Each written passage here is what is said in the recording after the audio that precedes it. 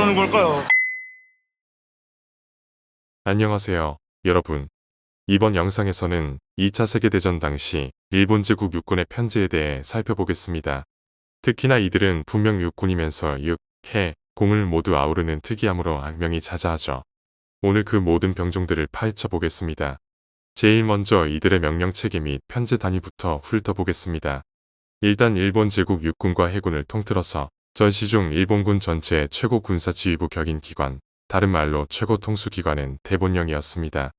대본령은 천황을 수장으로 두고 육군과 해군의 최고 지휘부가 모여 전략적 결정을 내린 곳이었으며, 육군의 경우 육군 참모총장이 대본령의 결정을 받아 참모본부를 통해 각 군부대로 명령을 하달하는 방식이었습니다. 그 다음으로 규모에 따른 부대의 편제 단위를 내림차순으로 보겠습니다. 먼저 최상급 편제 단위는 총군으로 불렸으며 현대의 집단군 혹은 전구에 대응합니다. 그보다 한 체급 낮은 부대는 방면군으로 불렸으며 현대의 야전군 혹은 그 이상에 해당합니다. 군의 경우 순서상으로는 현대의 군단에 해당하나 정확히 1대1 대응되지는 않고 대략 군단에서 야전군 사이라고 보면 좋을 것 같습니다. 그 아래로는 저희에게도 익숙한 단위들의 연속입니다.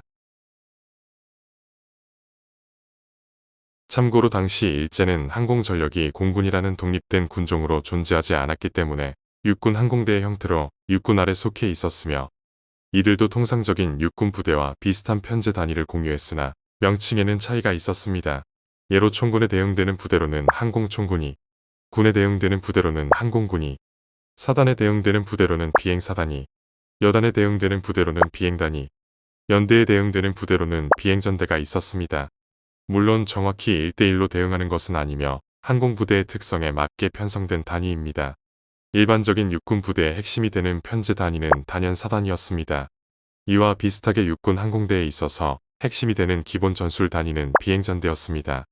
따라서 이들의 편제를 더 자세히 살펴볼 필요가 있겠군요. 제일 먼저 병력의 절대 다수를 차지한 보병사단의 표준적인 편제를 살펴봅시다. 사실 일본군 역시 이전 영상의 국민당군이 그러했던 것처럼 초기에 편성된 사단들은 사각 편제를 따랐습니다. 즉, 사단 하나에 보병연대 4개가 딸린 구조였죠. 단, 실제로는 1만 명을 간신히 넘겼던 국민당군과는 다르게 일본군은 2만 명을 상회하는 제대로 된 사각 편제였습니다.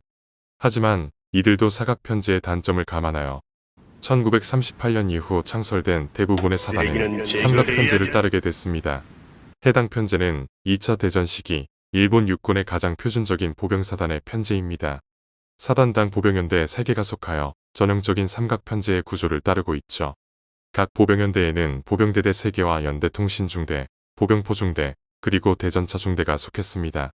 보병포중대의 경우 3운에 41씩 75mm 3포를 운용했으며, 대전차 중대의 경우 6문에 94씩 37mm 속사포를 운용했습니다.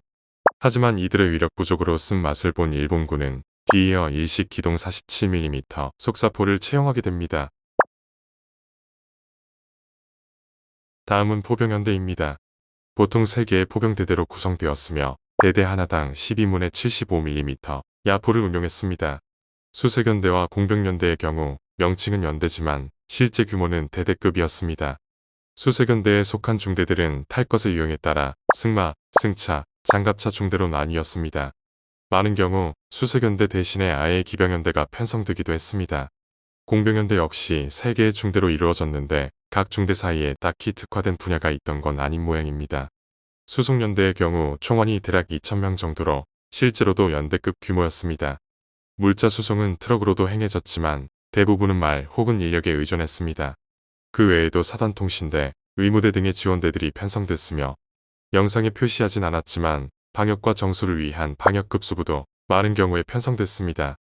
특히나 만주, 동남아시아, 남태평양 등지의 오지에서 전염병 예방과 안전한 식수 공급을 위해서 이들은 필수적인 존재였습니다. 이들의 또 다른 이면으로는 생화학적 가담 및 비인륜적인 생체 실험을 꼽을 수 있습니다. 특히나 사단 예하 부대가 아닌 방면군이나 총군 직속으로 편성되는 경우는 육군군의학교와 공동으로 생화학 무기 연구개발기관의 역할도 담당했는데, 가장 악명 높은 부대로는 관동군 방역급수부, 또 다른 명칭으론 731 부대가 있습니다. 보병을 살펴봤으니 다음으로는 기갑을 보는 게 도리 아니겠습니까? 일본 제국 육군의 기갑 전력의 경우 종종 보병사단 혹은 독립여단에 편성되어 보병과 함께 행동하는 경우가 많았지만 기갑 전력의 집중 운용을 고려한 전차사단 또한 따로 편성했습니다. 전쟁 기간 동안 총 4개의 전차사단이 편성되었으며 일반적인 편제는 화면과 같았습니다. 마찬가지로 사단 창설 당시에는 사각 편제에 따라 2개의 전차 여단에 2개의 전차 연대씩 총 4개의 전차 연대가 딸린 구조였지만 후일 각 전차 연대가 다른 부대로 차출되거나 전투에서 전멸하는 등의 이유로 종전 당시에는 평균적으로 사단당 2개의 전차 연대만을 보유하였습니다. 각 전차 연대에는 경전차 중대와 중형전차 중대가 편성됐으며 전차 구성을 자세히 기술한 자료는 찾지 못했으나 아마도 경전차 중대에는 95식 경전차하고 중형전차 중대에는 97식 중전차 치하 위주로 편성되었을 것으로 추측됩니다. 그리하여 평균적으로 사단당 250여 대의 전차를 굴렸던 것으로 알려졌습니다. 이외에도 이들을 보조할 기동보병연대, 기동포병연대 및 다양한 지원대들을 갖추었습니다. 한때 일본 제국 육군은 이 전차 사단들을 모아 기갑군을 편성하기도 했으나 기갑군 단위로 대규모 돌파작전이나 기동전을 벌인 경우는 없었으며 주로 사단, 여단, 연대 단위로 통상적인 보병사단을 지원하는 형태로 많이 투입되었습니다. 일본 제국 육군은 앞서 다룬 보병사단, 전차사단 외에도 고사사단, 정진집단 등을 편성하여 운용하였습니다. 다만 정진집단 역시 사단급으로 작전을 뛴 경우는 없고 분할되어 여러 전선에 투입되었습니다. 다음으로는 일본 제국 육군 항공대에 있어서 핵심이 되는 기본 전술 단위인 비행전대의 편제를 살펴보겠습니다. 각 비행전대는 크게 보자면 3개 비행중대 규모의 비행대, 그리고 이들의 정비를 담당할 중대 규모의 정비대로 구성되었습니다. 또한 비행장의 경비와 보급을 담당할 비행장 대대를 사실상 예속하고 있었죠.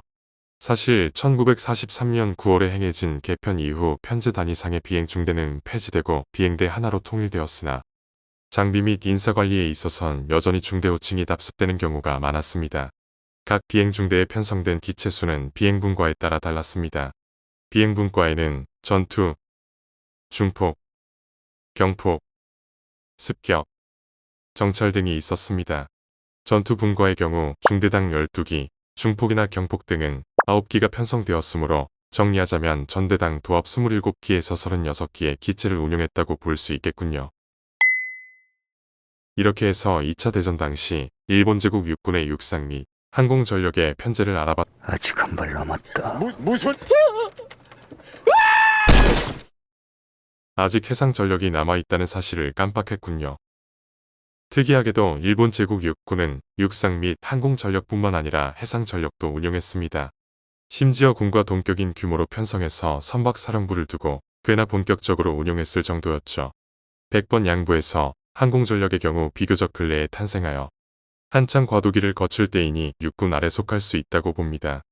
하지만 육군이 뜬금없이 해상 전력까지 운용하게 된 경위는 뭘까요? 사실 본래 전쟁 전에도 상륙전에 관심이 있던 일본 육군은 소수의 해상 전력을 보유하고 있긴 했으나 태평양 전쟁이 진행됨에 따라 그 규모를 본격적으로 불리기 시작합니다. 그리고 여기에는 육해군 대립이 한몫했죠.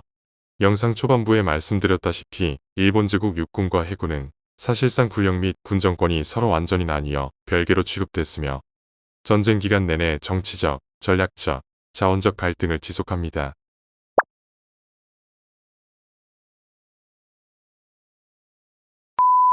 이리하여 해군을 신뢰할 수 없었던 육군은 독자적으로 해상 전력을 운용하게 됩니다. 선박사령부는 휘하의 수송 임무를 위한 다수의 선박수송단과 상륙작전에 특화된 선박병단, 그리고 선박 무장 운용을 위한 선박포병단을 두고 있었습니다. 병종 또한 타 육군 부대와 차별화됐는데 예시로는 양육대, 선박공병, 선박통신, 선박포병, 선박위생 등이 있었죠. 이렇게 해서 2차 대전 당시 일본 육군의 육상, 공중, 해상 전력에 대해 살펴봤습니다. 이제 정말로 끝이냐고요? 오우씨, 아니요. 본 영상에선 다루진 않겠지만 아직 육군 헌병대가 있습니다.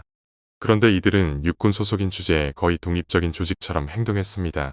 게다가 군뿐만 아니라 민간인에 대한 치안도 행사한 터라 일본 제국의 보통 경찰과도 갈등하게 됩니다.